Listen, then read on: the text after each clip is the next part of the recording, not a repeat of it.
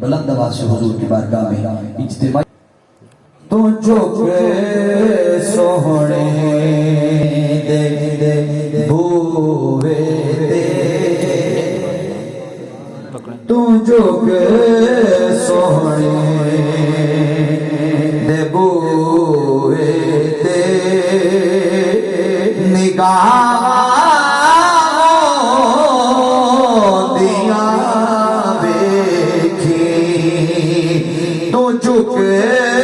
سونے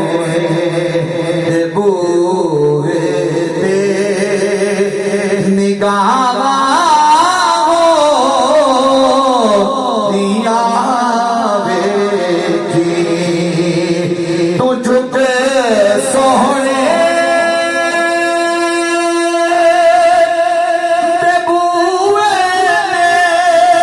نگاہ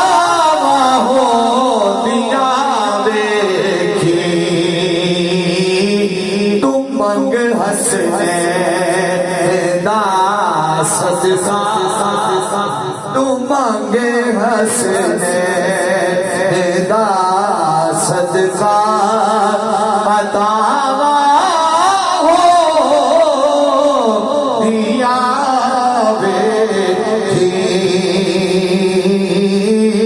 تو منگ حسنے دا صدقہ حیا کرے دھری دے نبی دیال دار دم حیا کرے دھری دے نبی دیال دار دم قبر وچ اپنیاں بندیاں حیا دیا بیٹھی تو جھک سونے دے بوئے نگاہ دیا اللہ رب العزت حمد و ثنا کے بعد آقا علیہ السلام کی بارگاہ میں ہدیہ محبت و عقیدت کے پھول نچھاور کرنے کے بعد واجب الاحترام معزز و محتشم سامعین و ناظرین، اللہ رب العزت کا بے پایہ فضل و احسان ہے کہ اس کی توفیق خاص رب کائنات نے اپنے اور اپنے محبوب کے ذکر کی اس خوبصورت مجلس میں جمع فرمایا. کیونکہ میرے پاس جو انتظامیہ کی جانب سے وقت دیا گیا ہے اس میں سے 5 منٹ میرے گزر گئے. اگلے 10 منٹ میں نے اپنا مضمون سمیٹنا ہے. میں نے قرآن مجید کی ایک معروف آیت مبارکہ کی تلاوت کرنے کا شرف حاصل کیا. ترجمہ آپ احباب بہتر جانتے ہیں. اس میں ایک بڑی خاص بات آپ کے گوش گزار کرنا چاہتا ہوں. اللہ رب العزت نے ارشاد فرمایا وَقَضَىٰ رَبُّكَ أَلَّا تَعْبُدُوا إِلَّا إِيَّاهُ وَبِالْوَالِدَيْنِ إِحْسَانًا. پہلے 2 چیزوں کا اللہ نے اس میں ذکر فرمایا. ایک فرمایا کہ اللہ کی عبادت بولیے یا اللہ کی عبادت، اور اللہ کی عبادت کے ساتھ جو دوسری چیز اللہ نے جوڑ کے بیان کی وہ ہے والدین کے ساتھ حسن سلوک، والدین کے ساتھ محبت، ادب، تعلق، تعظیم. اب آپ ذرا تصور کیجئے کہ ایک طرف اللہ نے اپنی عبادت کا ذکر کیا، اپنا ذکر کیا، اپنی ذات کا ذکر کیا، کمالات و اوصافات کا ذکر کیا، اور ساتھ فرمایا کہ اس کے ساتھ کسی اور کو شریک نہ ٹھہراؤ. بولیے کسی اور کو شریک نہ ٹھہراؤ. یہ بات کرنے کے فوراً بعد اللہ نے کسی اور کی بات نہیں کی. حالانکہ اگر بعد از خدا دیکھا جائے تو انبیاء کی ازواج نبیوں کی مگر اللہ نے اپنے ذکر کے بعد نبیوں کا ذکر نہیں کیا، رسولوں کا ذکر نہیں کیا، صحابہ کا ذکر نہیں کیا، دیگر شخصیات کا ذکر نہیں کیا، اولیاء کا ذکر نہیں کیا، صلحاء کا ذکر نہیں کیا، متقین کا ذکر نہیں کیا، کسی اور کا ذکر نہیں کیا. جب اپنا ذکر کیا تو فوراً بات فرمایا وبالوالدین احسانا کہ میری عبادت کے ساتھ جوڑ کر جس شے کا ذکر کر رہا ہوں وہ والدین کے ساتھ اس میں سلوک ہے، نیکی ہے. باری تعالیٰ تیری عبادت بھی کریں گے، تیرے ساتھ کسی کو شریک بھی نہیں ٹھہرائیں گے، مگر اس فلسفے کو سمجھنے سے کو تھوڑی کم بھائی کم کر دے، اس فلسفے کو سمجھنے سے محروم رہ گئے ہیں کہ تو نے اپنا ذکر کیا ہے، اپنے ذکر کے فوراً بعد تو نے ماں باپ کا ذکر کر دیا ہے، جبکہ قرآن کا اصول اور قاعدہ کچھ اور تھا۔ وہ کیا تھا؟ سوچ رہے ہوں گے نا سارے۔ سورہ نساء اٹھائیے تو اللہ رب العزت نے وہاں ارشاد فرمایا انعم اللہ علیہم من النبیین، اب آپ نے بولنا ہے من النبیین والصدیقین والشہداء، بولیے ذرا والصالحین۔ اللہ رب العزت نے جب درجات کا ذکر کیا تو اوپر انبیاء کو رکھا، فرمایا من النبیین، پھر فرمایا میرے انعام یافتہ بندوں میں اوپر درجہ نبیوں کا، پھر فرمایا صدیقوں کا، پھر فرمایا شہیدوں کا، پھر فرمایا صالحین کا۔ یہ درجے رب نے بیان کیے ہیں، مگر جب اللہ نے اپنی عبادت کا ذکر کیا اور اپنی عبادت کے ذکر کے ساتھ والدین کے ذکر کو جوڑ کے بیان کیا تو انسان سوچتا رہا کہ ترتیب تو کچھ اور تھی، بولیے ترتیب تو چلتے درجہ بدرجہ اینڈ پہ جا کے اللہ فرما دیتا کہ والدین کے ساتھ نیکی کرو، حسن سلوک کرو، مہمانوں نے آتے جاتے رہنا ہے، یہ بات آپ کو کوئی بھی نہیں، آپ کو واقعات بہت سارے مل جائیں گے، علماء سناتے رہتے ہیں، مگر یہ بات آپ کو کوئی بڑی توجہ طلب بات ہے کہ اللہ نے وہاں ترتیب رکھی یہاں اپنے ذکر کے فوراً بعد ماں باپ کا ذکر کیا۔ باری تعالیٰ کے فلسفہ سمجھنا چاہتے ہیں، اللہ رب العزت فرماتے ہیں ہاں سنو، بتانا کیا چاہتا ہوں کہ جیسے تم میں سے کوئی شخص غلطی کر بیٹھے، گناہ کر بیٹھے، میں اس کے گناہ توبہ کرے تو معاف کر دوں گا، بخش دوں گا، چھوڑ دوں گا، سوائے شرک کے، بولیے سوائے شرک معاف نہیں کروں گا۔ اللہ فرماتا ہے جیسے میری عبادت کرو، میرے ساتھ کسی کو شریک نہ ٹھہراؤ، تو میں نے اپنے ذکر کے فوراً بعد ماں باپ کا ذکر اس لیے کیا ہے، والدین کے حسن سلوک کی بات اس لیے کی ہے کہ سن لو ماں باپ کا وہ مقام ہے کہ جنہیں خدا اپنے ذکر کے ساتھ جوڑ کے بیان کر رہا، درمیان میں سارے ذکر نکال دیے، کسی اور کا ذکر نہیں کیا، فرمایا سنو اس کی عبادت کرو، اور فرمایا جیسے شرک کرنے والوں کو معاف نہیں کروں گا اسی طرح وبالوالدین احسانا،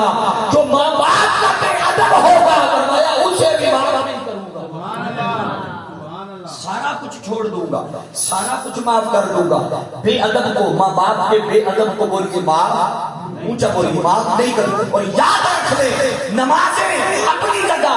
ثواب اور اجر کا حقدار اور مستحق ہوگی، مگر سن لو ایک طرف ایک انسان نمازیں پڑھتا رہے، عبادتیں کرتا رہے، صدقے کرتا رہے، صدقات و خیرات کرتا رہے، دنیا کے سامنے بڑا معتبر بن کے نظر آتا رہے، اور دوسری طرف ماں باپ کا بے ادب، تعظیم نہ کرے، حسن سلوک نہ کرے۔ یاد رکھو جنہوں نے ماں کے ساتھ حسن سلوک کیا، ماں کے ساتھ جو حسن سلوک کرتے رہے، آؤ اب ایسے کرنی کو پڑھو، اگر جاگ رہے ہیں تو بولیں گے اب ایسے کرنی کو پڑھو۔ ادب کا معیار دیکھا کہ زمانہ مصطفیٰ کا پایا، بولیے زمانہ مصطفیٰ کا پایا، ایک طرف ماں کا ادب تھا،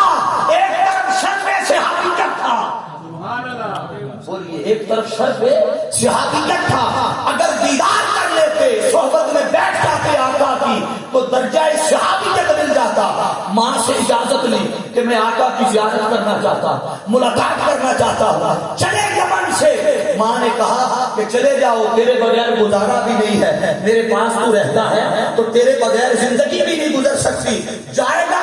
تو مسجد میں چلے جانا، اور اگر آقا مسجد میں مل جائیں تو ملنا اور مل کے فوراً واپس چلے آنا،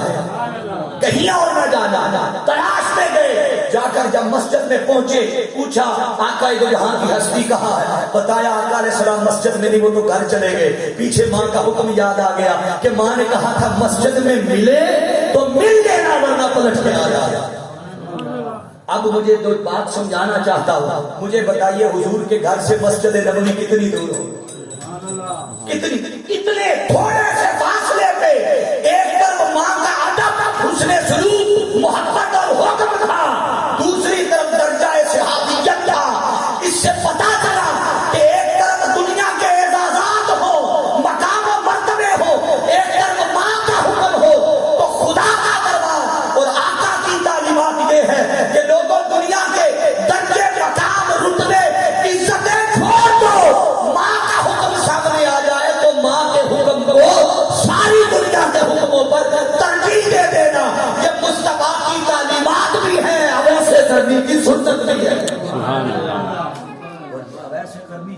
سنت میں بولیے اگر آپ تھکے نہیں ہیں تو سبحان اللہ کہیں میرے 3 منٹ باقی ہے، کھڑی ہے آپ سے زیادہ نظر مجھے اندازہ ہے آپ کام کاج چھوڑ کے سنڈے لوگوں کے جملہ معاملات کے لیے لوگوں نے سنبھال کے رکھا ہوتا ہے، مجھے اس چیز کا بخوبی اندازہ ہے، مگر آخری چیز جو بیان کرنا چاہتا ہوں وہ بڑی خاص ہے۔ تاجدار کائنات صلی اللہ علیہ وسلم کی حدیث کوڈ کر کے میں اپنی بات ختم کر رہا ہوں۔ حضور علیہ السلام کی بارگاہ میں صحابی آتے تھے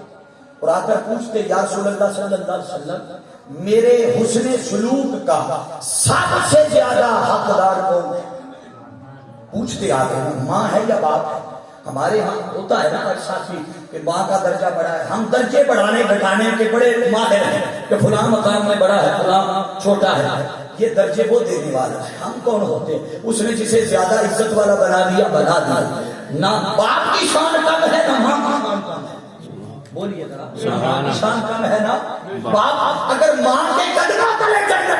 جنت ہے تو ادھر اللہ نے باپ کی رضا میں اپنی رضا رکھی ہے، جیسے فرمایا کہ ماں کے ساتھ حسن سلوک کر کے تم جنت کما سکتے ہو، ادھر فرمایا باپ کی عزت کر کے ادب اور محبت کر کے خدا کی رضا کو بھی پا سکتے ہو،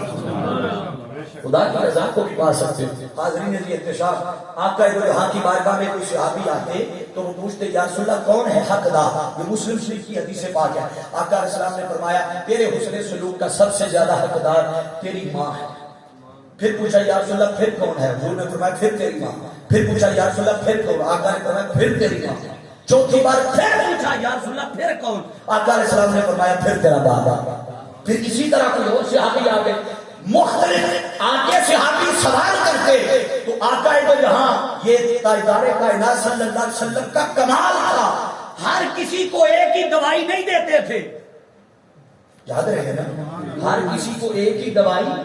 بولیے نہیں دیتے تھے، وہ جیسا مریض ہوتا تھا جس شے کا وہ طلبگار ہوتا تھا حضور اسی حساب سے میڈیسن اس کے لیے فرماتے تھے۔ کوئی آتا تو آقا علیہ السلام فرماتے کہ تیرے عمل میں سب سے اچھا عمل جس کی دیکھتے توحید کمزور ہے، عقیدہ کمزور ہے، جس کا دیکھتے کہ کلمے میں کہیں ہے، آقا علیہ السلام اسے فرماتے تو سب سے زیادہ تیرے لیے اچھا ہے کہ تو کلمہ طیبہ پڑھا کر، کسی کے لیے آقا فرما دیتے تو نماز پڑھا کر، کسی کے لیے کوئی عمل بتا دیتے، کسی کے لیے جہاد بتا دیتے، اسی طرح جب بعض آتے تو آقا پوچھتے بتا تیرا ماں باپ زندہ ہے، تیری ماں زندہ ہے، تیرا باپ زندہ ہے؟ وہ عرض کرتے جی یا رسول اللہ زندہ ہے، تو آقا علیہ السلام فرماتے تیرے اعمال میں سب سے زیادہ اعلیٰ عمل یہ ہے کہ ان کو اللہ نے زندگی دے رکھی ہے، تو ان کی خدمت کر کے اللہ کی بارگاہ سے سارے اجر و ثواب پا لے۔ ہم عموماً یہ کوتاہی کرتے ہیں، ہم میں کمی رہ جاتی ہے، اور وہ کمی کیا، ہمیں یہ ساری ہوش تب آتی ہے جب چڑیاں کھیت چگ جاتی ہیں۔ یہ سچ بات بتا رہا ہوں، کسی کو میری بات بری لگے نہ لگے، مگر یہ حقیقت ہے کہ جب دنیا سے پردہ فرما جاتے ہیں پھر ہم ہوش کے ناخن لیتے ہیں۔ نہیں، آج کے اس حاجی عبدالقدیر صاحب و ان کے برادران، ان کی والدہ محترمہ کی اس سال ثواب کی مجلس سے یہ آپ سارے درس لے جاؤ، پیغام لے جاؤ، اور وہ پیغام کیا ہے؟ اس سے پہلے کہ سانسوں کی ڈوری کٹ جائے، اس سے پہلے کہ دنیا سے جن کے حیات ہیں اللہ رب العزت صحت والی انہیں لمبی عمر عطا فرمائے، اور جن کے چلے گئے ہیں مالک ان کے درجات کی بلندی بھی فرمائے اور بخشش و مغفرت پر بھی فرمائے۔ اس سال ثواب کی مجلس سے یہ نصیحت لے کے قبول کریں گے تو اس کا اجر جب تک آپ عمل کرتے رہیں گے ان کی والدہ مرحومہ کو بھی اس کا ثواب ملتا رہے گا، ثواب ملتا رہے گا۔ حاضرین عزیز احتشام، اس سال ثواب کے حوالے سے بعض لوگوں میں کچھ شکوک و شبہات پائی جاتی ہے، یاد رکھ لے ایسا نہیں ہے کہ اس نے قرآن پڑھا کسی کو بخشا